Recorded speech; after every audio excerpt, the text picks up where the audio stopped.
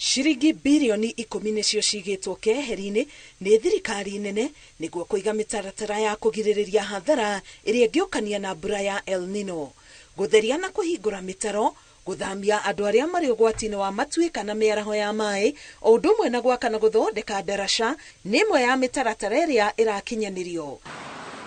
Rĩu komishoni ya kũrũa na ungumania bũrũri-inĩ EACC ĩrauga no nginya mĩtaratara ĩrũmĩrĩrwo ya kũheana mawĩra maya ma kũnyihia ũgwati wa mbura ĩno, amu komishoni ĩno ĩrauga kũrĩ na ũhotekeku wa mbeca ici gũkungio o ũndũ ũmwe na kwanangwo. We saw it in COVID-19. There was a fund for COVID-19.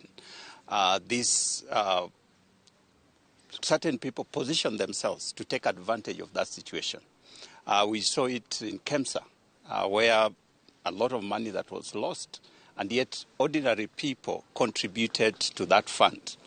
We are expressing a fear and sounding a warning before it happens, that as we get into El-Nino and there is a possibility that there's going to be a special fund that is going to address this issue, that people don't take advantage and start stealing this money when Kenyans are drowning in the floods.